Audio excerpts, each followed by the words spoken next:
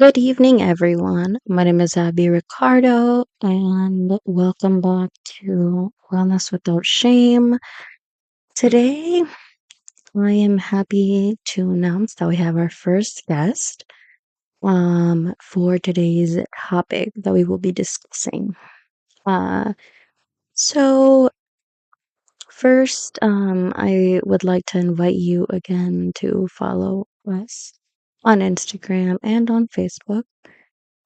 And whether you are listening through YouTube to this podcast or Apple or Spotify, I invite you to listen to this podcast and join our community of Wellness Without Shame, where we not only discuss openly topics that affect us and our everyday health, but we discuss chronic issues.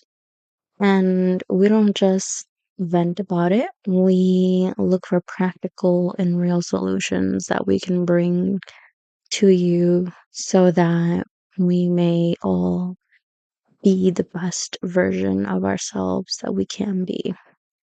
Um, and today's guest is my husband, Bryan Ricardo.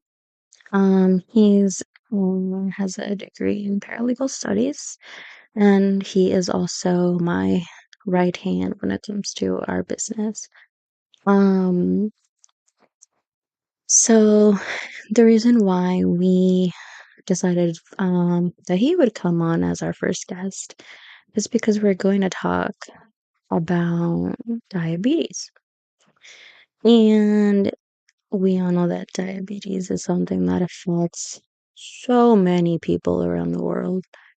Um, and my husband um, suffers from diabetes, and he has a lot of knowledge on what's worked for him, what hasn't, and he will also kind of explain the differences between diabetes 1 and type 2, um, and give us all an insight on the different things that we can all do to maintain our health.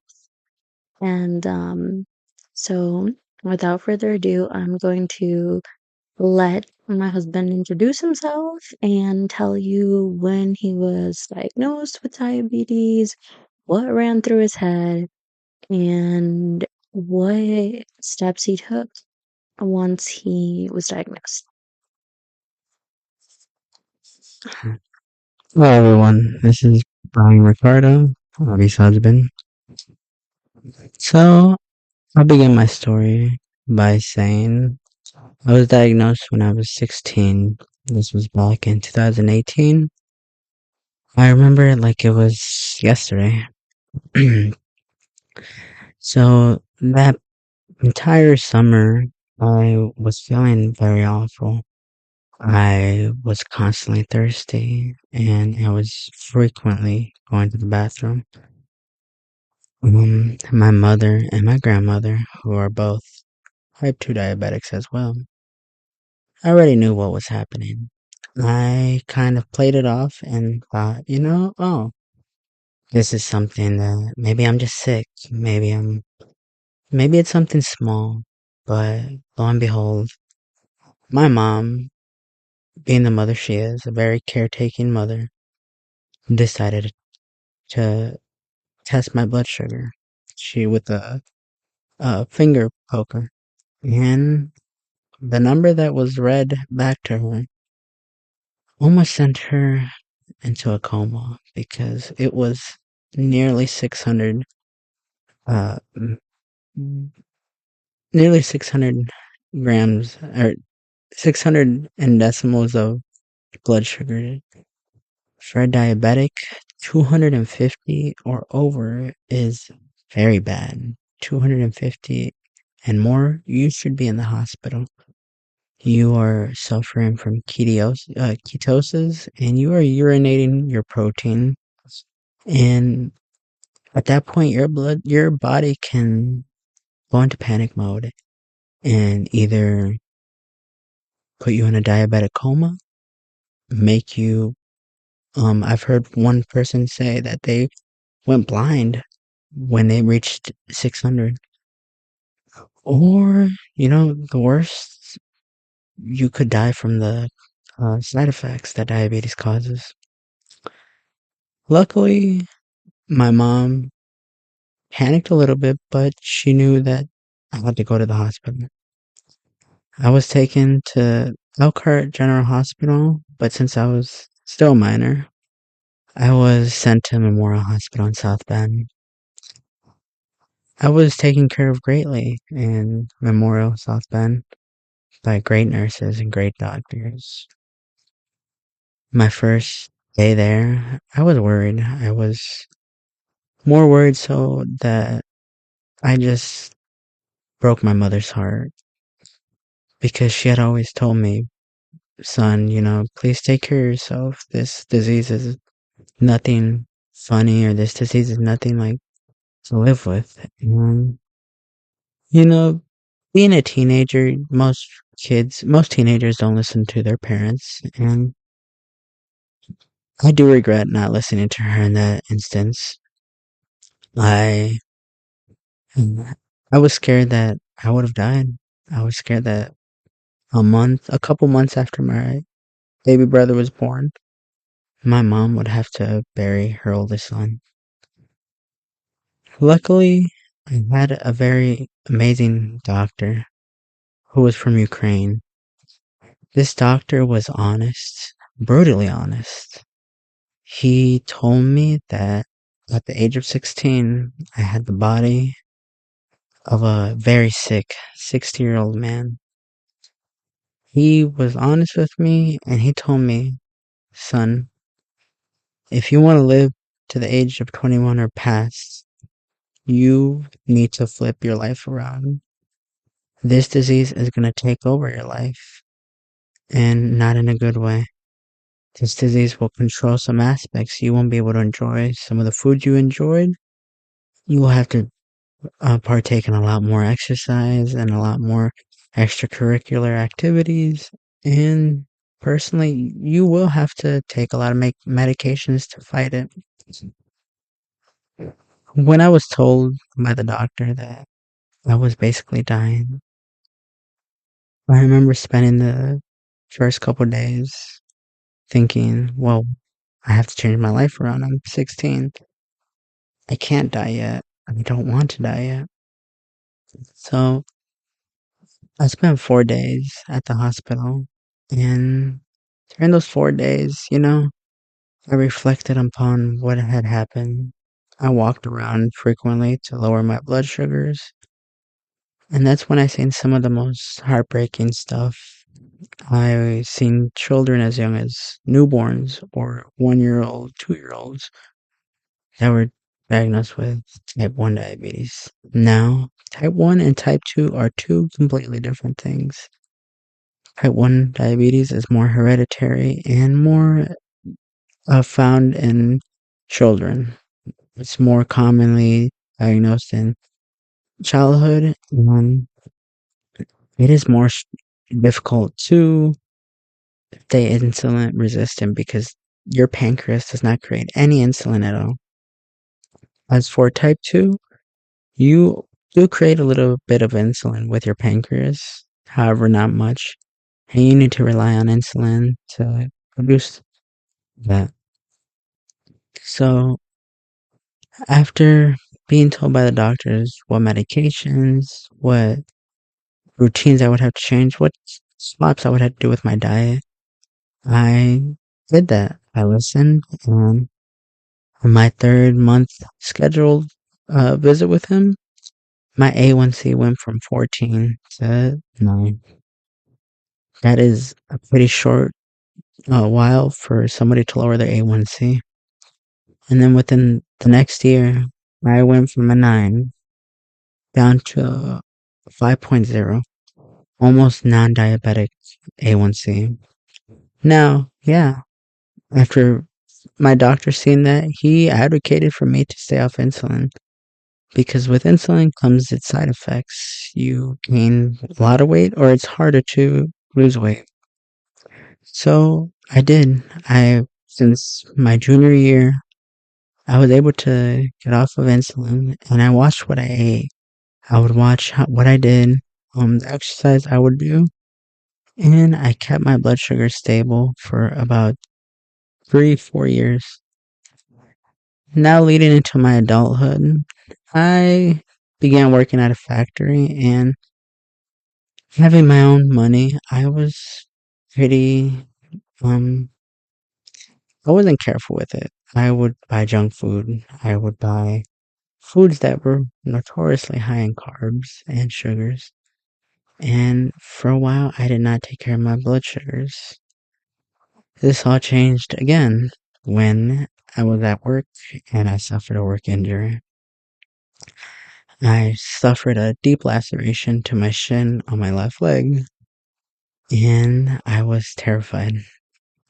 I was terrified because as diabetics, cuts, lacerations, even a small nail getting embedded into your foot can mean neuropathy. If you do not have sensation or feeling, that is because of your nerves dying. Your nerves failing to feel senses in your foot, arms, and that can lead to amputation. Well, I got lucky and yeah, I didn't get my leg amputated, but I was told by my doctor, by the operating surgeon, you have to take care of yourself. If this happened to you 10 years down the line and you didn't take care of your blood sugars, that could have been a different story. You might have left the operating room without your left leg. And I listened to them again. I made sure I'm going to take care of my blood sugars and I'm not going to let this happen again because it's important. As a young adult, you want to live a long life. You don't just want to live life like it's going to end the next day. So I would say that was my second time correcting my diabetes. Now, being the difficult, rebellious, immature person I am, I stopped taking care of it again. One last time in 2024, after all my blood sugars and A1C went back to normal, 5.0, I didn't go back to my doctor on my own choice because I was tired of gaining weight and staying at the same weight due to my insulin use. This all changed again when I got with my wife, Abby, and we had our beautiful daughter, Lila.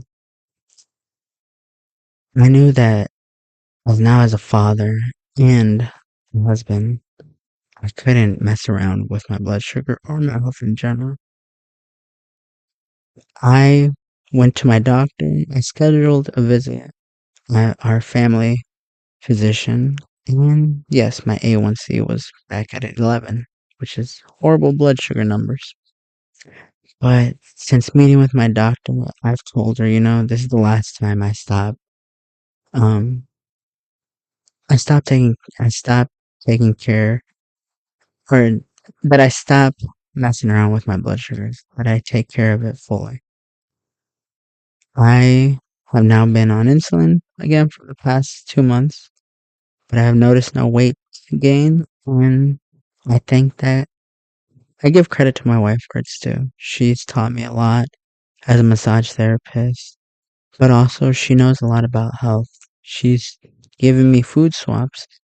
One thing that I had bad with diabetes knowledge was you shouldn't eat everything, junk foods, bad foods.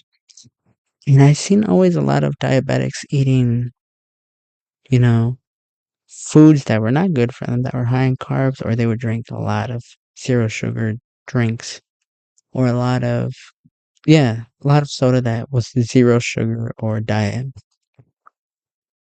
My wife taught me that let's actually have more sugar than regular sodas.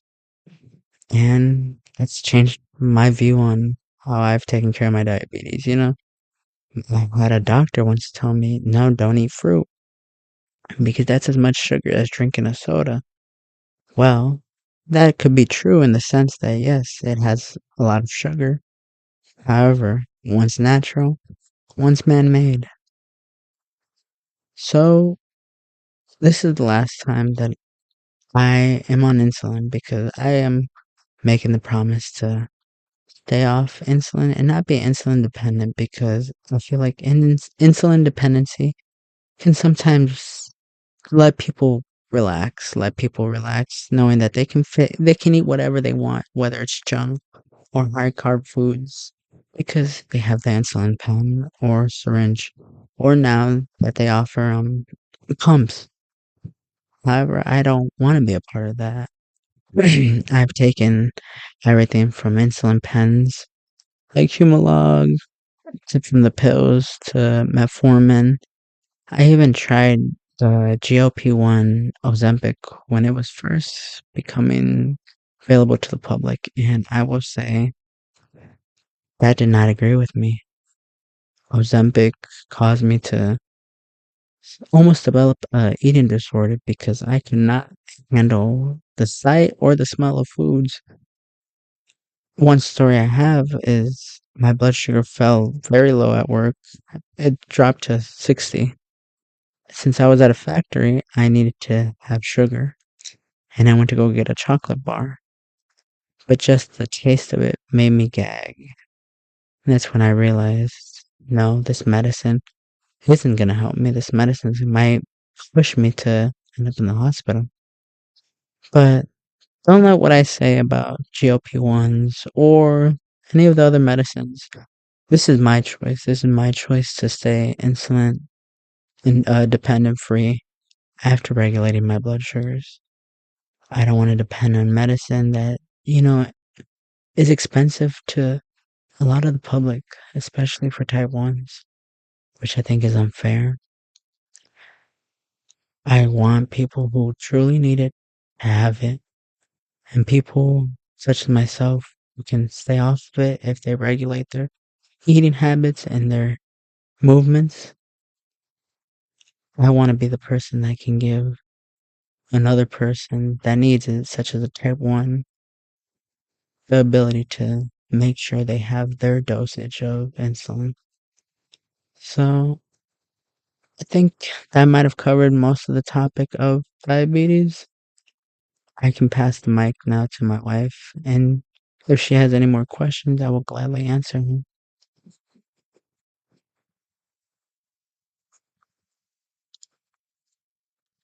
Thank you so much to my husband for being willing to share his story. First and foremost, like, I want to thank him for being willing to share, but also for making the decision to stay healthy. And I will say, you have two choices. You either choose to stay healthy, active, and strong and try to live your best life, or you choose to, you know, be inactive, not healthy, and possibly live a short life.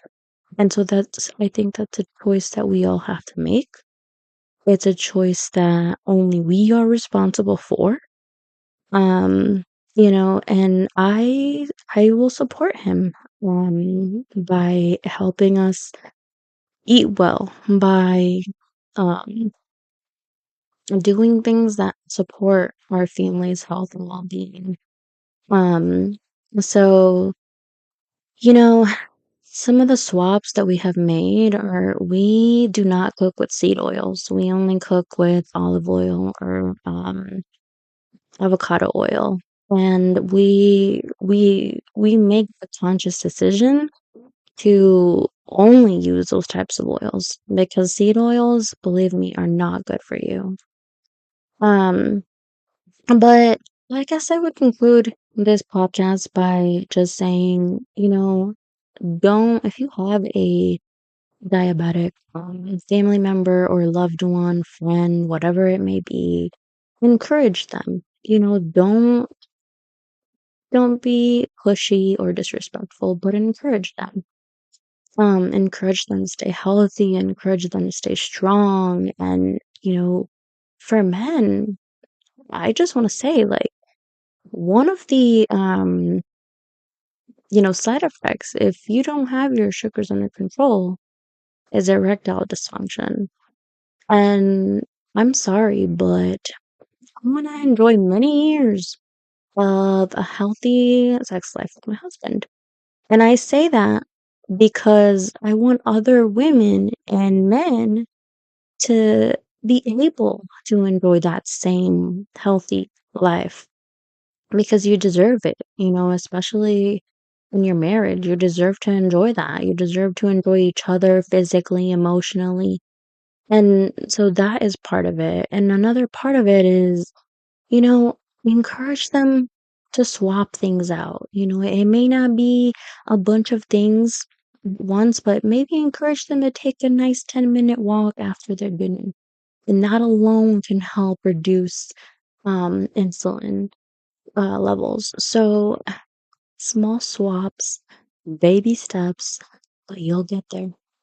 So again, please remember to follow us, and thank you for listening, and thank you, for wonderful husband again. Um, and stay tuned. We have more guests coming uh, to tell their stories and to tell you how they've been able to turn around their health. And these stories, like, I want you to listen to them and hear them because it's not only inspiring, but these people are telling you concrete things you can do to make a difference for yourself. I'm Abby Ricardo, and thank you for listening to Wellness Without Shame.